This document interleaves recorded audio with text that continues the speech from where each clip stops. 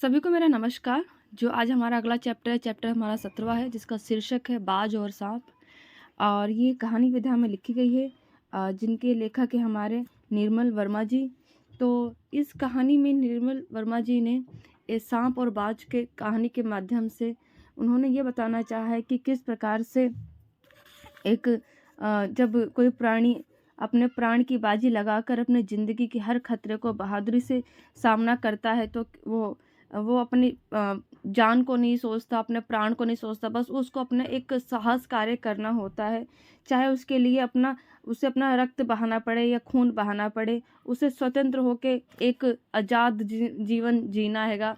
तो इस प्रकार से उन्होंने एक बाज के माध्यम से बताना चाहा है कि बाज वो एक खुले आकाश में उड़ना चाहता है, और किसी कारण से जब वो घायल हो जाता है, अपने शत्रु से लड़ते हुए ज़मीन पे आके गिर जाता है, वो उड़ नहीं पाता आकाश में, और उस आकाश में उड़ने की चाह में वो पहाड़ से गिर जाता है, और गिर के वो सब नदी में जाके चला जाता है, और वहाँ उसके प्राण चले जाते हैं।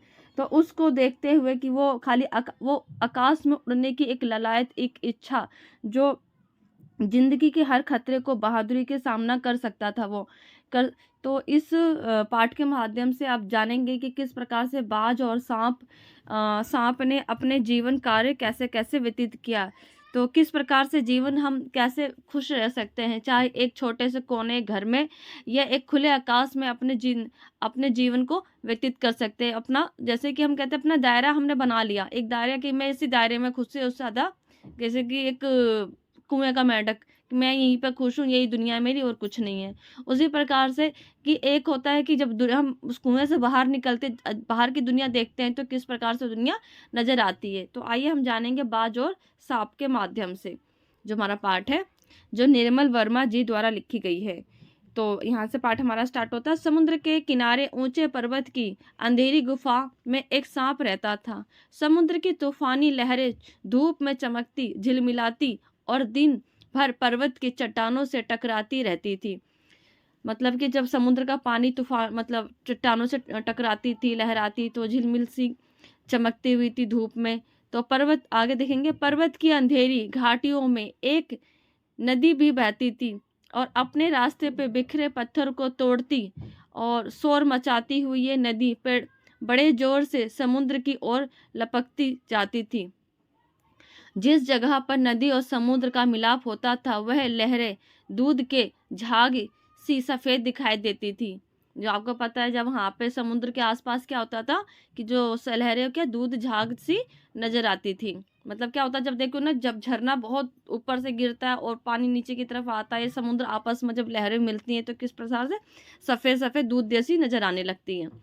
अपनी गुफा में बैठा हुआ सांप सब कुछ देखता रहता, सांप कुछ देखता करता, और लहरों का गरजना, आकाश में छिपती हुई पहाड़ियाँ, टेढ़ी मेढ़ी बल खाती हुई नदी, नदी की गुस्से से भरी हुई आवाजें, वह मन ही मन खुश होता कि गर्जन तर्जन के होते हुए भी, मतलब जब बादल गरजता तरसता है, तो क्या होता है कि डर लगता है, कि होते हुए भी वह खुशी है और क्या सुरक्षित है, सुखी है और क्या सुरक्षित है, और कोई उसे दुख नहीं दे सकता। और सबसे अलग, सबसे दूर वह अपनी गुफा का स्वामी है, ना किसी से लेना ना किसी से देना, दुनिया की वह भाग दौड़, छीना झपटी से वह दूर है। सांप के लिए ये सबसे बड़ा सुख था। सांप ये सब सोचता है कि दुनिया की ये असुरक्षित, दुनिया की जो टेंशन, दुनिया की जो दुख तकलीफें, मैं उससे दूर हूँ, मैं अपनी इस गुफा में बहुत सुरक्षित हूँ। एक दिन एकाएक आकाश से उड़ता हुआ खून से लथपथ एक बाज सांप की गुफा में आके गिरा। उसकी छाती पर कितने ही जख्मों के निशान थे, पंख खून से सने थे। वह अधमरा सा जोर शोर से हाफ रहा था, मतलब जोर जोर से मतलब हाफ रहा था, और जमीन पर गिरते ही उसने एक दर्द भरी चीख मारी और पंखों को फड़फड़ाता हुआ धरती पर लौटने लगा। डर से सांप अपने कोने में सिकुड़ गया, मतलब डर के मारे सांप कोने में सिकुड़ के बैठ गया। किंतु दूसरे ही क्षण उसने भांप लिया कि बाज जीवन के अंतिम सांसें गिन रहा है, मतलब सांप बाज मरने वाला था। और उसने डरना बेकार है, उसने कहा डरना बेकार है, ये सोचकर उसकी हिम्मत बांधी और वो रेंगता हुआ उस घायल पक्षी के पास गया। आगे देखिए, जा पहुंचा और उसकी तरफ कुछ देर तक देखता रहा। फिर मन ही मन खुश होता बोला, क्यों भाई, इतनी जल्दी मरने की तैयारी कर ली? बाज ने एक लंबी आह भरी, और ऐसा ही दिखता है कि आखिरी घड़ी आ पहुंची है। उसने बोला, लगता है कि आखिरी घड़ी आ पहुंची है, लेकिन मुझे कोई शिकायत नहीं। मुझे शिकायत नहीं, मेरी जिंदगी, मैं जिंदगी भी खूब रही, जी भरकर उसे भोगा मैंने। और जब तक शरीर में ताकत रही, कोई सुख ऐसा नहीं जो बचा जिसे ना भोगा हो। दूर दूर तक उड़ाने भरी है, मतलब मैंने दूर दूर तक क्या उड़ाने भरी है। आकाश की असीम ऊंचाइयों को अपने पंखों से नाप आया हूं मैं। तुम्हारा बड़ा दुर्भाग्य है कि तुम जिंदगी भर आकाश में उड़ने का आनंद भी नहीं उठा सके। मगर बाज कहता है सांप से कि तुम जिंदगी भर आकाश में उड़ने का आनंद नहीं उठा पाओगे। सांप बोला, आकाश, आकाश को लेकर क्या मैं चाटूंगा? आकाश में आखिर क्या रखा है? क्या है? क्या मैं तुम्हारे आकाश में रेंग सकता हूँ? ना भाई, तुम्हारा आकाश तुम्हें ही मुबारक हो। मेरे लिए तो ये गुफा भली है। इतनी आरामदेह और सुरक्षित जगह और कहाँ होगी? सांप बोलता है। सांप मन ही मन बाज की मूर्खता पे हंस रहा था। वह सोचने लगा कि आखिर उड़ने और रेंगने के बीच कौन सा भारी अंतर है। अंत में तो सबके भाग्य में मरना ही लिखा होता है, मतलब लिखा है। शरीर मिट्टी है और मिट्टी ही में मिल जाएगी। सांप बोलता है। अचानक बाज ने अपना अपना झुका हुआ सिर ऊपर उठाया और उसकी दृष्टि सांप की गुफा के चारों ओर घूमने लगी है। चट्टानों में पड़ी हुई दरारें से पानी गुफा में टपक रहा था। सीलन और अंधेरी में डूबी गुफा में एक भयानक दुर्गंध फैली हुई थी, मानो कोई चीज वर्षों से पड़ी पड़ी सड़ रही हो। मतलब इसमें कहना चाहते हैं कि वो मतलब इतने सालों वर्षों से वहां पर गुफा में ही है और कहीं भी वो गुफा से बाहर कभी नहीं गया। तो आगे देखेंगे। यहाँ पे देखें, बाज के मुंह से एक बड़ी जोर से करुण चीख फूटी पड़ी। आह, आकाश में सिर्फ एक बार आकाश में उड़ पाता। मतलब वो आकाश में उड़ना चाहता है, वो उसके अंदर इतनी करुणा भी भरी हुई है कि मैं आकाश में एक बार और उड़ सकता। बाज की इस करुणा चीख सुनकर सांप सांप कुछ सिटपिटा सा गया। एक क्षण के लिए उसके मन में उस आकाश के प्रति इच्छा पैदा हो गई। मतलब सांप के मन में भी इच्छा पैदा होगी, मैं भी आकाश में उड़ सकूं। जिसके वियोग में बाज इतना व्याकुल होकर छटपटा रहा है। उसके बाज से कहा, यदि तुम्हें स्वतंत्रता इतनी प्यारी है तो इस चट्टान के किनारे से ऊपर क्यों नहीं उड़ जाते? उसने कहा, चट्टान पर चढ़ के क्यों नहीं उड़ जाते और और उड़ जाने की कोशिश करते। हो सकता है कि तुम्हारे पैरों में अभी इतनी ताकत बाकी कि तुम कर सकते हो कि हो सकता है कि तुम्हारे पैरों में अभी इतनी ताकत बाकी हो कि तुम आकाश में उड़ सको, और कोशिश करने में क्या हर्ज है? उसने कहा, जो सांप ने बोला कि तुम हो सकता है तुम्हारे पैरों में इतनी ताकत हो कि तुम चट्टान से उड़ो और उड़ सको, तो कोशिश करने में क्या हर्ज है? बाज में एक नई आशा जाग उठी। वह दुगने उत्साह में वह अपने घायल शरीर को घसीटता हुआ चट्टान के किनारे तक खींच लाया, और खुले आकाश को देखकर उसकी आंख चमक उठी। उसने एक गहरी लंबी सांस ली और अपने पंख फैलाकर हवा में कूद पड़ा।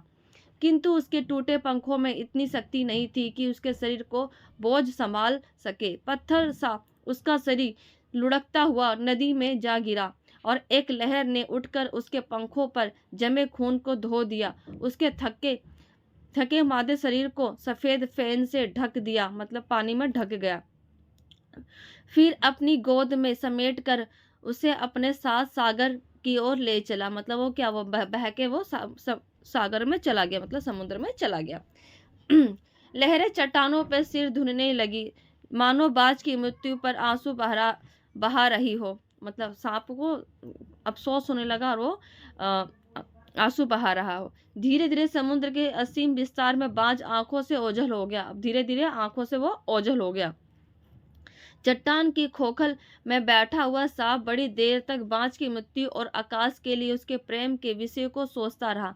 अब वो सोचता रहा कि उस आकाश के प्रेम इतना प्रेम था कि वो जानता था कि उड़ नहीं पाएगा, मगर उसने कोशिश की, हो सकता है उड़ जाऊं, फिर भी उसने अपने प्राण गंवा दिए। आकाश की असीम शून्यता में क्या ऐसा आकर्षण छिपा है जिसके लिए बाज ने अपने प्राण गंवा दिए? वह खुद तो मर गया, लेकिन मेरे दिल में चैन और अपने साथ ले गया। ना जाने आकाश में क्या खजाना रखा है कि एक बार तो मैं भी वहां जाकर उसमें रहस्य का पता लगाऊंगा।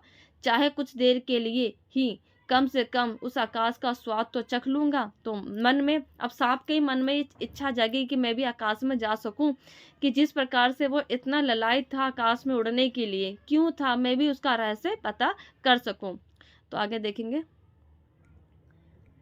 ये कहकर सांप ने अपने शरीर को सिकोड़ और आगे रेंग कर अपने को आकाश की शून्यता को छोड़ दिया, और धूप में क्षण भर के लिए सांप का शरीर बिजली की लकीर सा चमक गया। मतलब जब धूप पड़ी तो क्या चमक पड़ा उसका शरीर, ठीक है। किंतु जिसने जीवन भर रेंगना सीखा था वह भला कहाँ उड़ पाता। नीचे छोटी छोटी चट्टानों पर धप से सांप गिर पड़ा। ईश्वर की कृपा से बेचारा बच गया। अब वो सोचा मैं भी उड़ के देखूं चट्टान पे से, मगर वो छोटी सी चट्टान पे जाके गिर पड़ा, मगर सूखे ऊपर वाले की वो बच गया। नहीं तो मरने में क्या कसर बाकी रही। सांप हंसते हुए कहने लगा, सो उड़ने की यही आनंद है।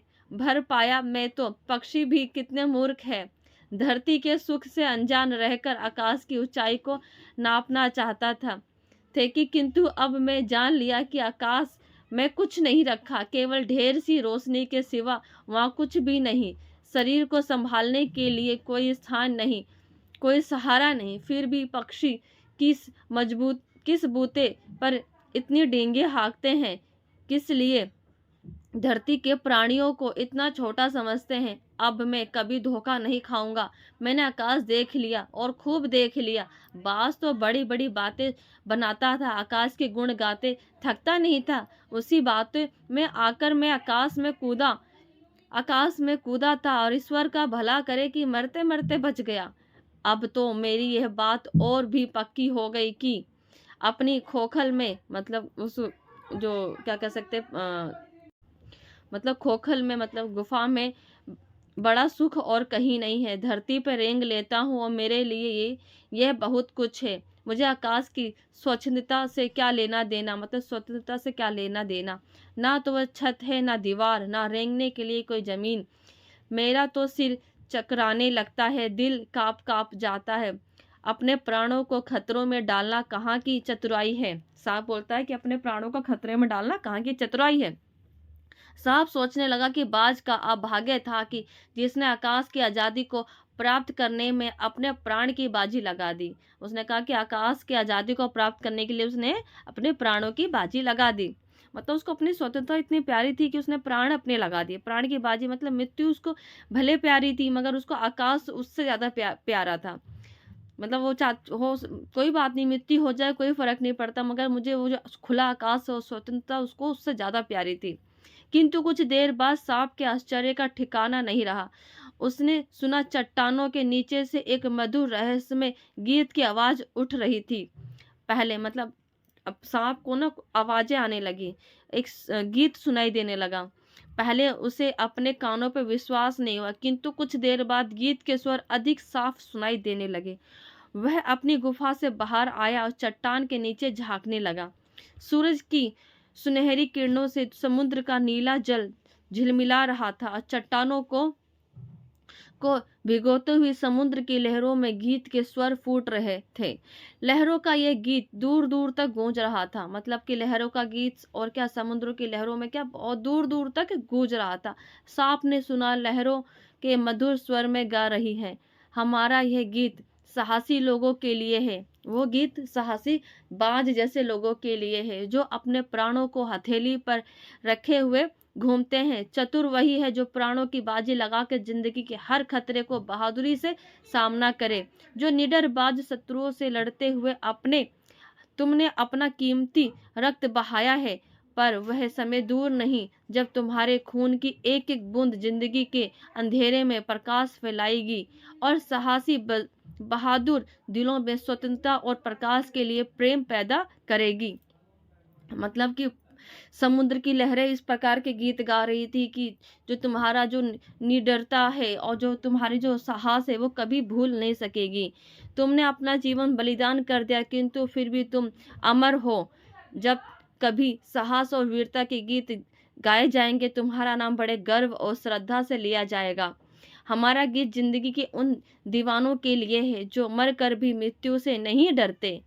तो निर्मल वर्मा जी द्वारा ये इतना सुंदर चित्रण किया गया जिसमें लोग अपने एक क्या कहते हैं साहसी जीवन जीने के लिए अपने प्राणों की भी बाजी लगा सकते हैं, मगर उनको एक स्वतंत्रता पूर्ण जीवन जीना मंजूर होता है, ना कि एक डरपोक भरा हुआ जीवन जीना।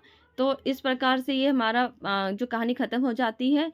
तो आप सब ऐसे पढ़ते रहे, आगे बढ़ते रहे। आप सबका दिन शुभ रहे। Thank you. मेरे चैनल को सब्सक्राइब करो, ऐसे आगे लाइक करें।